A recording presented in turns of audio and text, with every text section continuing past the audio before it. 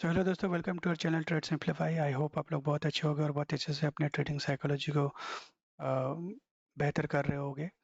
सो दोस्तों, यहाँ पे लास्ट वीडियो जो मैं बनाया था, जो एक ट्रेडिंग लैंग्वेज के ऊपर था कि किस तरीके से कैंडल स्टिक आप उसको ऑब्जर्व करके उसके लैंग्वेज को समझ पाते हो। ओके। और वो वीडियो बहुत अच्छे तरीके से लोगों ने देखा और अच्छा लगा मुझे।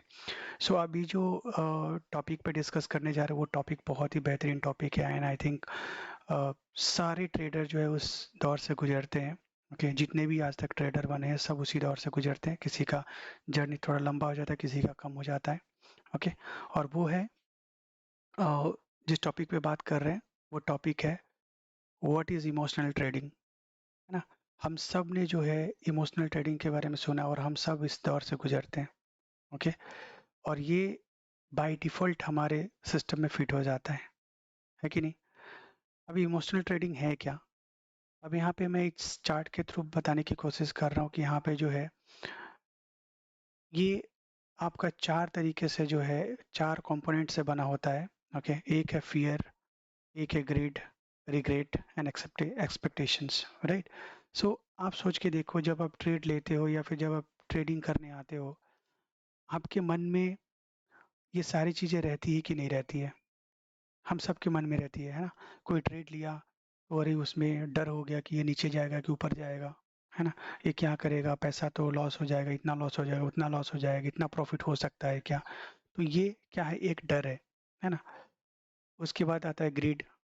ओके, ग्रीड ये है कि अरे! इतना जल्दी निकल गया, इससे थोड़ा रहता तो और ज़्यादा बन सकता था, है ना? उस तरीके से। रिग्रेट क्या होता है कि आप मार्केट में चार्ट को देख रहे हो, फॉलो कर रहे हो, सब कुछ कर रहे हो, बट कहीं पे आप पहले एंट्री कर लेते हो, कभी आप बाद में एंट्री करते हो, कभी आपसे वो एंट्री छूट जाता है ना? तो वहाँ पे आप हम सब रिग्रेट करते हैं, है ना? कि अरे यार! काश मैं ये ले लेता। और एक्सपेक्टेशन क्या होता है? एक्सपेक्टेशन ये होता है कि जिस तरीके से आप चाह रहे हो, है ना? जो मार्केट देना चाह रहे हो और जो आप लेना चाह रहे हो, ओके? वो आपका एक्सपेक्टेशन है, राइट? तो ये सारी चीज़ें जो मिलके एक जो इमोशनल ट्रेडिंग के उसमें आता है। और यहाँ पे जब आप एक-एक कंपोनेंट को डिस्कस करेंगे हम यहाँ पे, तो पहला जो आज के लिए जो है, जो पार्ट 1 होगा वो उसमें सिर्फ फ़ियर के बारे में डिस्कस करेंगे, ओके? और ये फ़ियर क्यों होता है ना? आप वन बाय वन टॉपिक जो है उसको आप पढ़ के देखो और आपको लगेगा कि ये क्या गलत है और क्या सही है ना? तो यहाँ पे आप समझो कि फ़ियर क्यों आता है।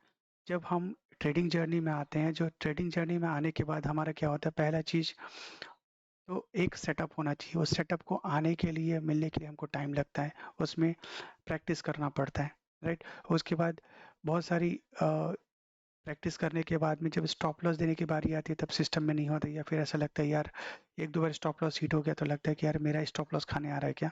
इसका मतलब कुछ ना कुछ रूट में प्रॉब्लम है जिसकी वजह से स्टॉप लॉस नहीं जा रहा, और स्टॉप लॉस नहीं जा रहा है तो क्या होता है, मार्केट एक अनएक्सपेक्टेड मूव इधर-उधर दे देगा और हमारा पूरा का पूरा कैपिटल वाइप आउट हो जाता है ना? उसके बाद जो है आप ये देखते हो कि आप कितना लॉस ले रहे हो और कितना प्रॉफिट जनरेट कर पा रहे हो, मतलब कितना आप रिस्क रिवॉर्ड आपका कितना है, वो आप देखते हो, है ना?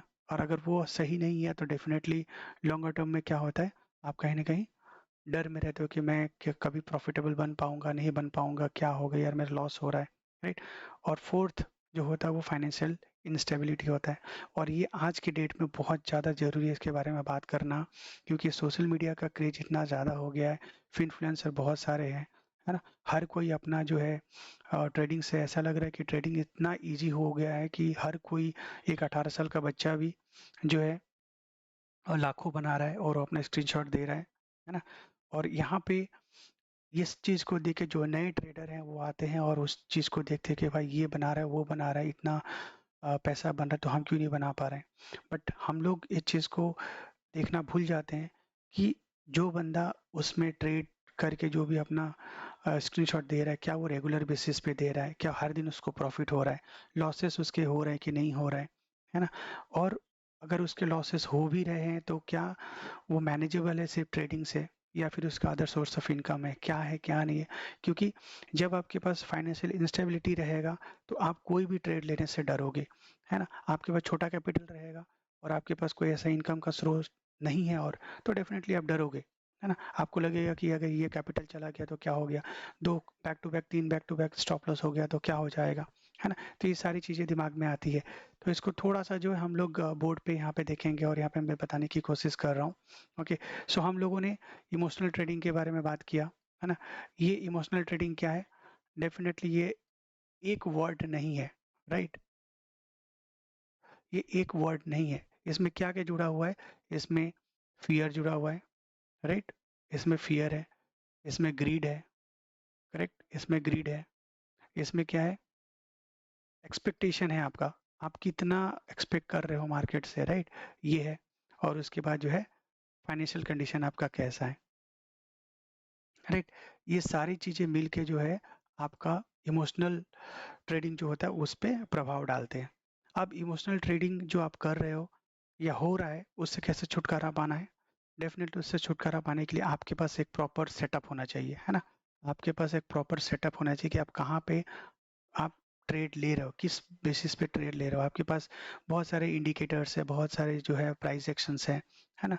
प्राइस एक्शंस पे भी बहुत लोग काम करते हैं, है ना। उस पे काम कर सकते हो आप, कोई ऐसा सेटअप ढूंढ सकते हो जहाँ पे आप उसको प्रैक्टिस करके कि अगर हैमर पे आपको करना है तो हैमर कहाँ पे फॉर्म होने से किस तरीके से जो है ना, ये काम करती है, अच्छे से काम करती है नहीं करती है, इसके बारे में देख सकते हो, है ना। कोई कोई ऐसा चार्ट पैटर्न ढूंढो, कोई ऐसा कैंडलस्टिक पैटर्न ढूंढो जिससे कि आप उसमें प्रैक्टिस करके एटलीस्ट उसके बिहेवियर के बारे में आप समझ जाओ। ओके, सो पहला ये हो गया। दूसरा जो है, आप फिक्स्ड स्टॉप लॉस देखना, किस तरीके से देना है वो देखना जरूरी है। जैसे हम अगर मान लीजिए 100 रुपया गंवाने के लिए तैयार है, तो उसके अगेंस्ट में हम कितना रुपया कमाना चाह रहे हैं। अगर आप 100 रुपीज़, आप मान लीजिए 100 रुपीज़ का लॉस कर रहे हो, ठीक है, 100 रुपीज़ का लॉस कर रहे हो हर ट्रेड में, लेकिन आप नेक्स्ट ट्रेड में 10 रुपया कमा रहे हो, है ना, 10 रुपये का प्रॉफिट हो रहा है, तो उस प्रॉफिट से आप क्या कर लोगे, मतलब आप ऐसे में 10 ट्रेड भी अगर आपका सही चला गया, है ना, तो भी आपका एक लॉस बराबर कर दिया कि नहीं। तो इससे क्या है, हमको देखना है कि किस तरीके से रिस्क टू रिवॉर्ड हो सकते हैं। क्या मैं 30 रुपये का प्रॉफिट लेके 10 रुपये का लॉस में रह सकता हूँ, या फिर मैं 30 रुपये का लॉस को दे के 100 रुपये के प्रॉफिट में रह सकता हूँ, है ना। तो इस पे काम करना पड़ेगा। स्टॉप लॉस सिस्टम में देना, मार्केट अभी देखिए बहुत जो है अलग तरीके से बिहेव करता है। आप देखते हो कि कभी कभी जो है अचानक से 300 पॉइंट मूव हो गया, 400 पॉइंट मूव हो गया, ऊपर नीचे करते रहता है। तो उसमें क्या होता है, कभी कभी आपका सेटअप भी काम नहीं करेगा, है ना, कभी कभी लॉजिक भी काम नहीं करेगा। तो उस वक्त में जो है आपका स्टॉप लॉस ही जो है वो आपको बचाएगा। अब मान लीजिए गिरना है मार्केट को यहाँ से 400 पॉइंट, राइट, 400 पॉइंट गिरना है, बट आपने स्टॉप लॉस दे के रखा है, एक ट्रेड में आपने एंट्री बनाया है, ठीक है, और यहाँ पे आपने एंट्री बनाया है मान लीजिए, और यहाँ से आपका 20 पॉइंट प्रॉफिट हो रहा है, बट ऑल ऑफ सडन जो है इतना 400 पॉइंट गिर गया, फिर क्या होगा, आपका तो सारा कैपिटल वाइप आउट हो गया ना। लेकिन आपने मान लो यहाँ पे आपने स्टॉप लॉस लगा के रखा है, ठीक है, स्टॉप लॉस लगा करके चलो यहाँ से चल रहा है, ये मेरा स्टॉप लॉस है, और यहाँ से जो आएगा आएगा, नहीं तो फिर स्टॉप लॉस हिट हो जाए। तो आपको पता होता है कि आप कैलकुलेटिव रिस्क ले रहे हो, राइट, कैलकुलेटिव रिस्क ले रहे हो जो आपको पता है ना, कैलकुलेशन के साथ ले रहे हो, तो ये रिस्क आपको पता है ना। लेकिन जब आपको रिस्क ही नहीं पता है, रिवॉर्ड ही नहीं पता है, तो आप कहाँ पे ट्रेड लोगे और क्या करोगे, राइट। तो वो समझना जरूरी है। उसके बाद जो है फाइनेंशियल इंस्टेबिलिटी, जिसके बारे में हम लोग बात कर रहे हैं, फाइनेंशियल इंस्टेबिलिटी के बारे में जो बात किया, वो क्या है। अब यहाँ पे जैसे स्क्रीनशॉट बहुत लोग दिखाते हैं कि उसका 50K का प्रॉफिट हो गया, 30K का प्रॉफिट हो गया, राइट। ये जो प्रॉफिट आप देख रहे हो, ये प्रॉफिट आपको पता है कि कितने क्वांटिटी पे ले रहा है, उसका कैपिटल इन्फ्यूजन कितना है। हो सकता है कि 5 लाख पे 50,000 का बना रहा होगा, हो सकता है 2 लाख पे 50,000 बना रहा होगा, लेकिन आपके पास 50K का कैपिटल है, आप सोचते हो कि नहीं मेरा भी प्रॉफिट जो है 25-30K होना चाहिए। ये लॉजिकल नहीं है, ये एक्सपेक्टेशन ही गलत है। आगे की सीरीज में जब बात करेंगे इसमें तो उस पे जाएंगे, बट अभी फियर के बारे में बात कर रहे हैं। तो फियर कहाँ से आएगा, फियर आपको वहाँ पे आएगा जहाँ पे आपका एक सेटअप नहीं है, पहली बात। फियर आपका वहाँ पे आएगा जहाँ पे आपको जो है स्टॉप लॉस आप सिस्टम में नहीं डाले हो। तो कहीं ना कहीं आपको ये डर हमेशा रहेगा कि यार यार नीचे आ जाएगा तो बहुत बड़ा लॉस हो सकता है। और जब नीचे आएगा या ऊपर जाएगा, आपकी पोजीशन के उल्टे डायरेक्शन में जब मार्केट चलेगा तो आपको डर लगना शुरू हो जाएगा, है ना। और आपको डर कब लगेगा, जब आपके पास पता है कि मेरे पास 30K है और मेरे पास कोई सेटअप नहीं है, मेरे पास कोई इस तरीके से रिस्क मैनेज करने वाली कोई स्किल नहीं है, तो आपका ये 30K क्या होगा, ये 30K आपके चले जाएंगे। जब इस 30K चले जाएंगे तो डेफिनेटली आपको डर लगेगा कि आपका जो है कैपिटल वाइप आउट हो जाएगा। अभी आगे जाके आप कैसे उस कैपिटल को फिर लाओगे। तो कहीं ना कहीं अगर आपका इनकम का स्रोत और अलग नहीं है तो आप धीरे धीरे डिप्रेशन में जाओगे और यहाँ से बाहर निकलना बहुत ज़्यादा मुश्किल हो जाता है ना। और ये आपके ट्रेडिंग साइकोलॉजी पे भी बहुत ज़्यादा असर करता है। तो ये रहा फियर का जो है, फियर कैसे हावी होता है आपके ट्रेडिंग साइकोलॉजी पे। ओके।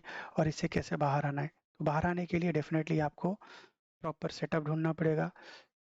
स्ट्रिक्ट स्टॉप लॉस के साथ आपको काम करना होगा। स्टॉप लॉस हिट हो रहा है कोई बात नहीं है, लेकिन आपका एनालिसिस और आपका सेटअप जितना स्ट्रांग होते जाएगा, आप उसको जितना समझते जाओगे, आपका रिस्क टू रिवॉर्ड भी अच्छा होते जाएगा और आपका स्टॉप लॉस भी जब लगाओगे सिस्टम में तो डरोगे नहीं।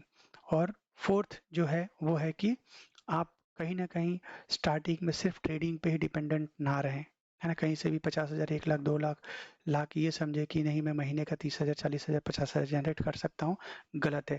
आपको स्टार्टिंग में अपने मल्टीपल सोर्सेस रखने पड़ेंगे। अगर आप जॉब कर रहे हो तो जॉब में रहो, उसके साथ साथ ट्रेडिंग सीखो। आप अगर कोई बिजनेस कर रहे हो, बिजनेस को भी करो। ऑफ टाइम में या फिर जब थोड़ा सा टाइम मिले वहाँ पे ट्रेडिंग को सीखो, करो, प्रैक्टिस करो, राइट। तो आपके मल्टीपल सोर्सेस होने ज़रूरी हैं। जब आप इसमें एक बार एज बना लोगे तो डेफिनेटली आप ट्रेडिंग को फुल टाइम कर सकते हो। तो आई होप दोस्तों आप लोगों को अच्छा लगा होगा, और नेक्स्ट जब बात करेंगे तो हम लोग एक्सपेक्टेशन और यहाँ पे ग्रीड के बारे में बात करेंगे। ओके। और अगर वीडियो अच्छा लग रहा है, कुछ इन्फॉर्मेटिव लग रहा है तो डेफिनेटली वीडियो को लाइक कीजिए, शेयर कीजिए और चैनल को ज़रूर सब्सक्राइब कीजिए। तब तक के लिए मिलते हैं अगले वीडियो में। बाय।